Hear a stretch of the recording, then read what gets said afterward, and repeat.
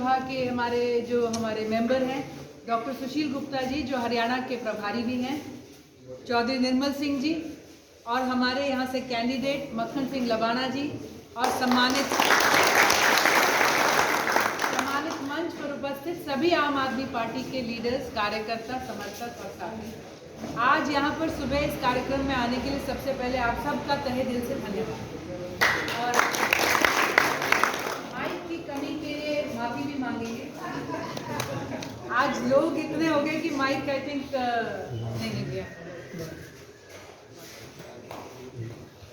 आज मेरे बाद आपको संबोधित करेंगे डॉक्टर सुशील गुप्ता जी, चौधरी निर्मल सिंह जी, और राजनीतिक पहलू पे इस चुनाव के और आम आदमी पार्टी की हर बात पर वो आपसे डिटेल में चर्चा भी करेंगे। मैं सिर्फ कुछ 2-4 बातें, समय ना ज़्यादा लेते हुए, जो कहना चाहूँगी वो ये है कि आज अभी बात करी गई कि बटन दबाना है।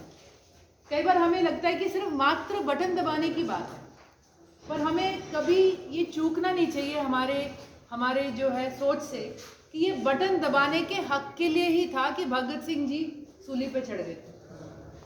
ये बटन दबाने के हक के लिए ही था कि चंद्रशेखर आज़ाद जी ने गोलियां खाई थी, लोगों ने सत्याग्रह करे थे, 10-10 साल जेलों में रहे, सिर्फ इसलिए कि बटन दबाकर अपनी मर्जी की सरकार लें, उनसे जवाब मांगे और सही जवाब ना दे तो हम जवाब दें, ताकि ताकत हमारे हाथों में, सबके हाथों में रहे। हम इस ताकत को कहीं ना कहीं भूल जाते हैं। तो इतने सालों बाद, 75 सालों बाद एक गेम शुरू हो जाता है।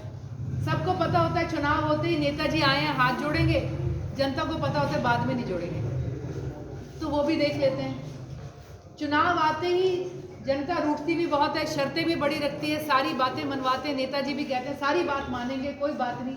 सड़कों के ऊपर फटाफट रात को थोड़ी थोड़ी ईंटें भी छोड़ दी जाती हैं, आपको दिखाने के लिए कि भी यहाँ पर काम होएगा। मैनिफेस्टो जारी होते हैं, 15 लाख का वादा किया जाता है, 2 करोड़ नौकरी का वादा किया जाता है, अच्छे दिनों का वादा किया जाता है, बुलेट ट्रेन का वादा किया जाता है। 2022 तक हर घर के ऊपर छत होगी, 2023 में हर किसान की आमदन दुगनी होगी। लेकिन हमारे अंदर एक मायूसी है कि क्या है, हम भी ये मान लेते कि ये बातें जुमला है। और कमाल की बात होती है कि वो पार्टी, वो चुनाव चिन्ह अगली बार फिर आपके बीच में आ जाता है, फिर चमकते हुए चेहरे लेके, और फिर आपसे वोट मांगते हैं, और उनको ये माना जाता है कि अभी भी फाइट में है। आज इस बार जिला परिषद के चुनाव में एक नया चिन्ह आया है, और मैं इस चिन्ह के बारे में 2-3 बातें आपको बताऊं।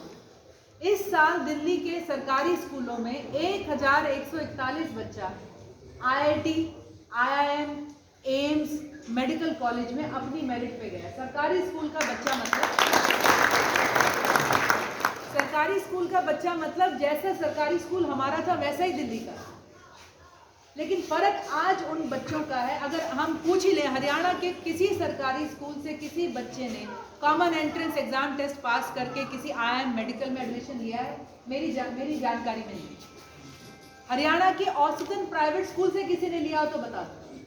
दिल्ली के, सिर्फ एक दिल्ली के सरकारी स्कूलों से 1141 बच्चा, और दिल्ली के टॉप 10 स्कूल जो देश के हैं उनमें से टॉप 5 जो है ना, उसमें 5 दिल्ली के स्कूल हैं। ये कैसे हुआ? ये इसलिए हुआ कि 2014 में जो बच्चे अब की बार 12वीं करके गए थे, वे दूसरी में, तीसरी में, चौथी में थे, तो इनके माँ बाप ने झाड़ू का बटन दबाया। इनके बड़े भाई ने, इनकी चाची ने, दादी ने सारे धड़ों की बात छोड़कर, सारे समाज की, धर्म की बात छोड़कर, सारी पुरानी बातें छोड़कर एक उम्मीद पर बटन दबाया था जब ये छोटे छोटे थे। आज ये 12वीं पास कर जब निकले तो उसका फल इन्हें आज हुआ। हम अपने बच्चों के लिए स्कूल का बटन कब दबाएंगे, ये हमारी आज चर्चा होगी। जो बच्चा आज 5वीं में है, अगर उसे आज सहूलियत और अच्छा स्कूल मिलने लगेगा तो जाके 12वीं में वो कुछ करेगा। दिल्ली में आज 4.5 लाख बच्चा प्राइवेट स्कूल छोड़ के सरकारी स्कूल में आ रहा है। दिल्ली के सरकारी स्कूल में स्विमिंग पूल है, हॉर्स राइडिंग है। 2014 में जब बटन दबा तो टीचरों को पहले केजरीवाल जी ने सिंगापुर और इंग्लैंड भेजा था कि बच्चों को पढ़ाना कैसे ये सीख के आओ। ये है बटन दबाने का। 7 महीने पहले पंजाब में ये बटन दबा है, आज हर कोई उसका फर्क देख रहा है। ओल्ड पेंशन स्कीम बहाल हो गई, बिजली के बिल 0 होने लगे, अस्पतालों में डॉक्टर मिलते हैं, इमरजेंसी में डॉक्टर बैठा होता है, आज दिल्ली में किसी का, आप हरियाणा से भी जाके किसी का एक्सीडेंट हो जाए तो उसको जो अस्पताल उठा के लेके जाएगा उसे परिश्ते का सर्टिफिकेट और 2000 रुपया मिलेगा।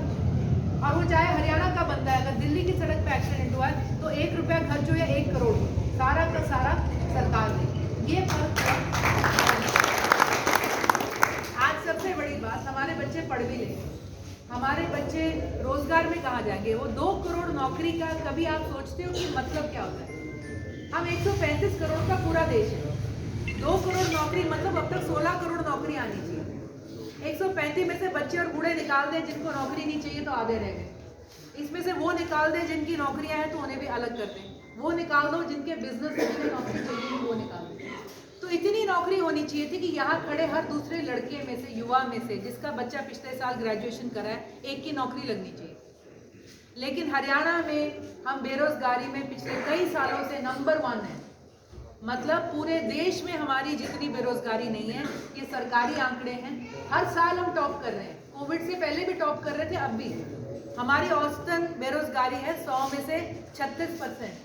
100 में से 36 जरूरतमंद को हरियाणा में नौकरी नहीं मिलेगी। और सबसे खतरनाक आंकड़ा है कि हमारे यहाँ पे युवाओं में 20 से 25 साल का जो लड़का है जो पहली नौकरी लेने जाएगा, मतलब आपके किसी बच्चे ने पिछले साल कोर्स खत्म किया है, कॉलेज करा है, इस साल कर रहा है, अगले साल आपका बच्चा ग्रेजुएट करके, पढ़ाई करके, ITI से कोर्स करके अगर बाहर आ रहा है तो 100 में से 85% के लिए नौकरी नहीं है। हरियाणा की बेरोजगारी आज मनोहर लाल खट्टर जी और कमल के नीचे इतनी है कि 100 में से 85 को रोजगार नहीं है, ये भी सरकारी है। तो ये जो बटन दबाने की बात हुई है, हम तो ये कहते हैं कि आज यहाँ पर बात हमारी सिर्फ मक्खन सिंह लवाना जी का अवार्ड जीतने की नहीं है, हमारी है कि कब वो बटन दबे कि हमारे बच्चों के स्कूल सुधरे, हमारे अस्पताल सुधरे, हमारी नौकरियां आए। दिल्ली ने अकेले ने 12 लाख नौकरी दी है और देश में केजरीवाल जी ने पहली बार, बजट पेश होता है, आप सब जानते हैं, बहुत शोर मचता है बजट पे, सरकार बताती है मैं इतने रुपए लाऊंगा, कहाँ से लाऊंगा, कैसे खर्च करूंगा। केजरीवाल जी ने देश का पहला रोजगार बजट दिया है। उन्होंने बोला अगले 5 साल में तो 30 लाख नौकरियां लाऊंगा दिल्ली में। और ये नौकरी कहाँ से होगी?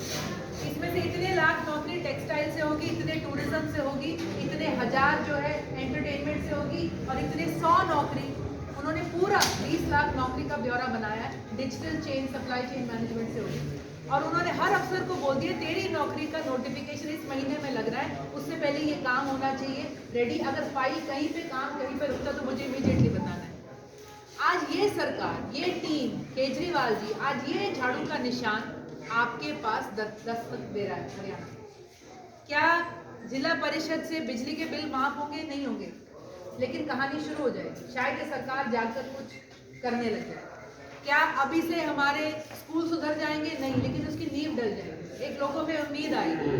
और हम आज आपसे यही कहते हैं कि सिर्फ मक्खन सिंह लवाना नहीं, हम तो चाहेंगे आज आप इस मुहिम से भी जुड़े, सिर्फ इस वार्ड में नहीं, हर वार्ड में, और यहाँ हर वार्ड में नहीं, पूरे हरियाणा में हम भी वो बदलाव लाएं जिसने दिल्ली का भविष्य बदल दिया, दिल्ली की शक्ल बदल दी, दिल्ली के बच्चों की शक्ल बदल दी, दिल्ली के बुजुर्गों की शक्ल बदल दी, दिल्ली में स्वास्थ्य सुविधा, चाहे वो आप किसी भी तरह की फैसिलिटी देख लें। तो आज हम समझते हैं बहुत बड़ी शुरुआत है। जिला परिषद उसका एक मुकाम है, ये एक वार्ड उसकी एक ईंट है। हम जो अब नींव डालेंगे 24 में हम वो बदलाव करेंगे। 24 में जो बदलाव करेंगे तो शायद 29 में हमारे बच्चे जो पढ़ के बाहर निकलेंगे वो दुनिया में कुछ कर सकेंगे। वरना आज मैं समझती हूँ, आज जो हमारी 12वीं में हमारा रोजगार जो ना मिलने से मायूस युवा धक्के खा रहा है, जो बच्चे आज अपने माँ बाप से कह रहे हैं कि ज़मीन बेचो मुझे बाहर जाना है आइलेट्स करके, तो मैं समझती हूँ उसके लिए हम जिम्मेवार हैं। हमने जो बटन दबाया उसने इनकी ज़िंदगी में ये अंधकार कर दिया। तो आज आप सब से उम्मीद है, आप सब सिर्फ आज नहीं, आगे भी झाड़ू के निशान के साथ, केजरीवाल जी के साथ, हमारे सुशील गुप्ता जी की टीम के साथ जुड़ेंगे, और ना केवल अभी 24 में और उससे आगे भी एक नए हरियाणा की नींव बनाने में आप सब मदद करेंगे। बहुत